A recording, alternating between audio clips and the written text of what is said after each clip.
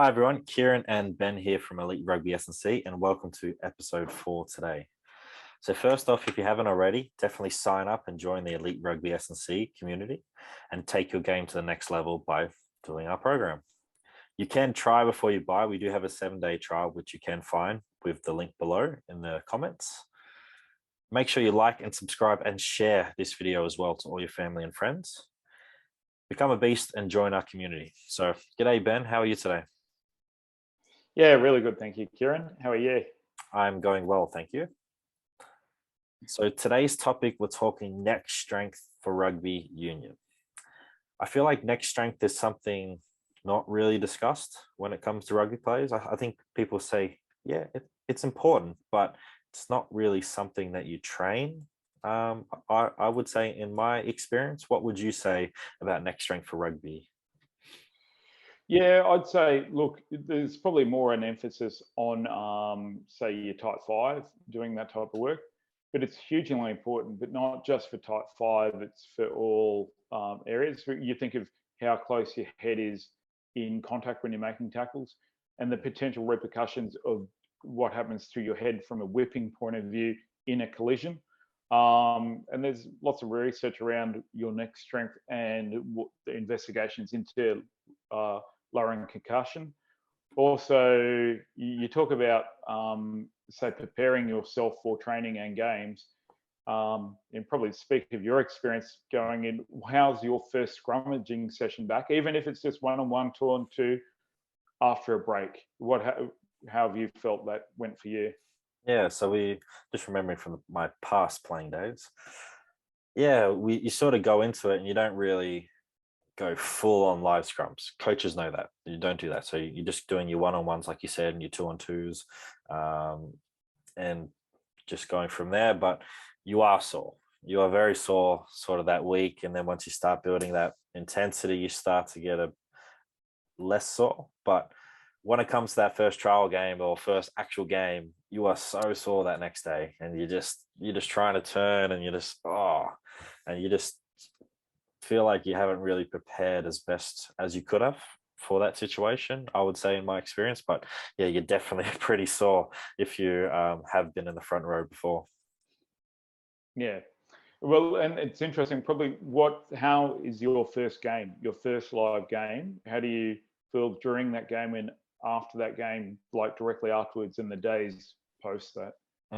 Like you feel pretty good, and then it's just sort of that delayed response from the game, and you're just sore, and then you sort of do find it hard just to turn left, turn right, and you're just sort of like an old man. You're trying to turn around. You have to turn around with your whole body. You can't just go quick head action like that. So it does take a few days, and it gradually goes away. But it just like I said before, it feels like you could have trained and prepared a lot better, just to be able to handle that, but also to recover from that stress as well. I think is very important. It's not just to be able to handle it. It's being able to recover and being then able to train again when Monday and Tuesday come around. Yeah. Yeah, and it's really important that if you've done some neck strength work, that you actually recover better, because you think of when would be the best time during the week to do your scrummaging work for the next game. Early in the week, you want to actually, if you can get it done around Tuesday at that intensity, and not so close to the game, you're going to do that. So to do that well, you've had to have a fairly conditioned neck to survive scrummaging on the weekend, and then getting to that Tuesday where you're feeling good and you can actually have a good scrummaging session to iron out any problems that you have, and make yourself better conditioned for that compared to your opposition. Yeah, look, it's probably didn't really start looking at, say, neck strength until really the last, besides people were in really specialized position like front rowers and second rowers, particularly the front rowers. You know, a long time ago, you'd looked at that and you'd build that up. You'd actually start building things up from a conditioning point of view, and then they go into their basic scrummaging and build on. And you'd actually keep that work going through this season. But probably over the last few years, particularly when you look at concussion and you look at the way people are tackling too, your head is almost becoming the third point of contact where you're locking into places. So you're getting your arms in there and you actually want your head in close. to do that, you have to feel really confident in your neck to do that, right? And you think of a lot of other sports like wrestling. So wrestling, they're getting in there and they're actually using their head as a weapon and really good strength. And they've been doing a lot of conditioning work for years. So there's some really basic activities that you can do. Like if you're lying down on the ground, so facing up, if you're just rotating around in a nice slow cadence, getting as many reps as you can like that, then nodding backwards and forwards, getting as many reps as you can, then go laterally from side to side. So you might find out that it's only 10 each way that you can do. Reverse that, face down on the ground and do that again. So the idea is you should be able to do this as a warm-up where you can do 50 reps each side, each of those activities, lying down on the ground facing up, then lying down facing down, unbroken. That should be a warm-up activity. If you're struggling with that, you've got some work to do on your neck to actually get up to it. That would be a great idea to warm up for scrums. So it might take some conditioning over a few weeks to get there. We might put some links into some videos underneath, as well as some strength work where you're actually standing with bands and you're just doing isometric work. How you can make that harder is you're coming out and actually having the band coming from that way, holding yourself, your spine in perfect alignment, and then coming back, whatever reps and sets, bands, just making sure you've got that perfect form building up. So you do it where the band's on the front of your head, you're walking out, either side, back of your head, walking out. And that's going to also not only do some neck work, it'll give you that postural alignment for your whole spine working in with each other as well to keep that alignment. So you start coordinating some other activities. That type of work everyone really should be doing. How often? Well, it really depends on your position. If you're a front rower or a second rower, and you know that you're going to be doing some scrum work in 8 weeks, you start building up now. If you're more of a back rower, I do a lot of work. You'd think of people like Paul Pocock when he had a sore neck and people were targeting necks and doing crocodile rolls, which they can't do now. Like his neck suffered for a while. So you back rowers, you think you're over the top of balls a lot or trying to win possession and you're getting cleaned out, you're going to get knocked in your head in very unusual positions. So having that neck strength helps. And even your backs, like the high intensity, the speed of your tackles, whether you're the tackler or being tackled, being able to control your head is really important because that actually potentially stops as much bouncing of your brain around in your skull. So that's how important neck work is. If I had my time again, I would have, as a young person myself, or a lot of teams that I worked with, I would have started doing a lot more of that work at an earlier age and earlier in the season to help. Yeah, for sure. And then just late last year when World Rugby come out and say, hey, you've only got a certain amount of time to do contact at training, which is open to interpretation. It just sort of emphasizes that neck strength is really, really important, not just for the elite, but all the way down to the junior level. So making sure that those exercises that you just said, laying down, turning side to side, up, down, and then turning over and doing the same thing is really important for them to be able to do and build up that neck endurance to be then able to be ready for contact when contact starts. And just also another stimulus if you've only got a limited amount of time to be able to do contact scrums and all that really. So it's definitely really important for all athletes, no matter what level you are in playing rugby. Yeah, I think you've absolutely nailed it there. A lot of the time, like the contact and the laws around that and the interpretation of that is quite interesting. But even scrummaging positions, breakdown positions, all of these things that you have to be able to do, you're going to have to find interesting ways to make sure that you've got the strength, endurance, and able to withstand sudden impulses of activity in those positions. So that's a really good point. I'm glad you made that. So where would you begin? Is the laying down the beginning point for athletes just starting off to build neck strength, or is there something else that they can do? Yeah, well, that's a great one. That's a very, very simple one. I actually like doing the idea of the bands in terms of being vertical and coming up.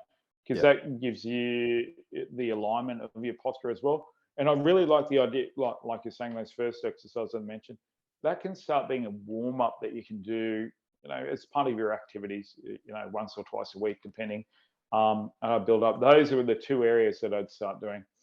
The other one I'd start doing when you start getting closer to football, and it's a lot more advanced. So we'll put some caveats around that. Don't try it unless you're under good guidance. That's when you start doing it a little bit more quickly.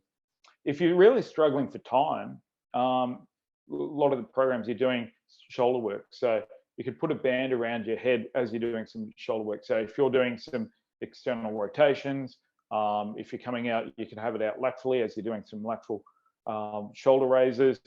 And then same thing if you're coming back, that's when you can do some dumbbell shoulder work. You can actually make it part of a shoulder complex as well, which is even better because what you're getting is that neck strength, but you're actually getting your limbs to work at the same time. So which is even better because it's not like this sudden, I can only control my neck under these situations. You start making it a little bit more relevant to your sport. But the first two activities is where I'd start, and start lightly and just build up. Take your time. Just there's no rush for this stuff. Just it's like anything new. You'll wake up a little bit sore, so you want to go on the side of caution and not many reps and sets, and just build that up very gradually over time. I think when you just, and sort of my opinion is, when people talk about getting a big neck, I think people focus too much on traps. So how much does that play a role? So you've just ticked off all the boxes that you just said and doing those rotations and isometric work with the bands. How much are you focusing on trap sort of bulk? Well, a lot of the time, like your traps actually get developed, say, from your lifts. So you think deadlifts, power cleans, pull cleans, jump shrugs, that type of stuff. Even if you are doing farmers carries, that type of stuff, your traps actually are getting developed a lot of that time from that. It is not a bad idea to do some work, some shrugs and that type of work. But if you've got a good lifting program, most of the time your traps are being developed. It's more of it than muscles around your actual neck that aren't getting the attention. What's your views on that? Yeah, I'll probably say the same thing, that if you're ticking off the boxes with your farmers carries and just any type of jump shrugs and just building up those boulders, your traps are playing a part in that. So yeah, would definitely agree with that. You don't really have to spend too much time just doing general shrugs.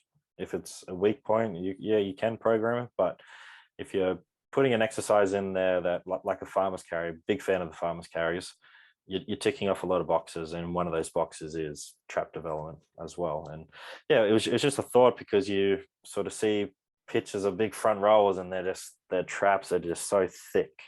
And I think when people think of building neck strength, it's just building the traps, when it's actually doing all those exercises that you just talked about. Yeah, and look, eventually nothing beats for the front rowers getting in scrums and doing that type of work, but you've got to build up the conditioning and strength and stability to actually allow you to get through scrummaging sessions more successfully.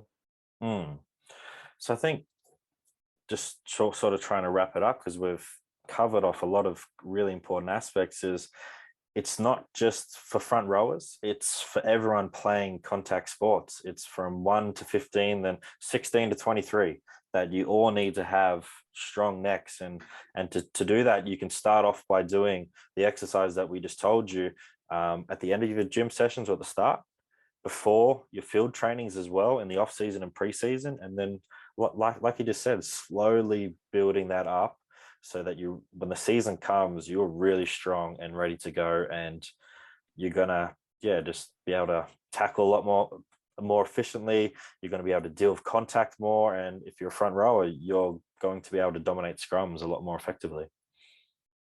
Yeah, and look, it's not just rugby union, it's probably any contact sport.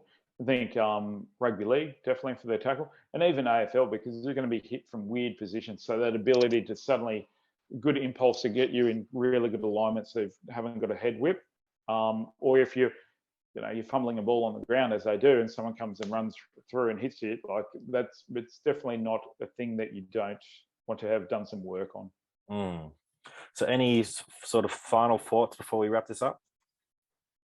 Yeah, with it, just take your time and make sure you've got really good alignment and awareness of what you're doing, and try not to work too much. Don't work on rotation really under load at this stage. Like that's something that you should be doing. If you can do just with body weight stuff, that rotation work with the isometric work with the bands, that's a very sensible way of building it up. And just we've all woken up with a sore neck, right? It's it's a pain in the bum for that week. It's really, it's not enjoyable. So just take your time. You're probably better off underestimating what you can do and slowly building up, so that you take several weeks or even a couple of months to build up to some decent reps and sets.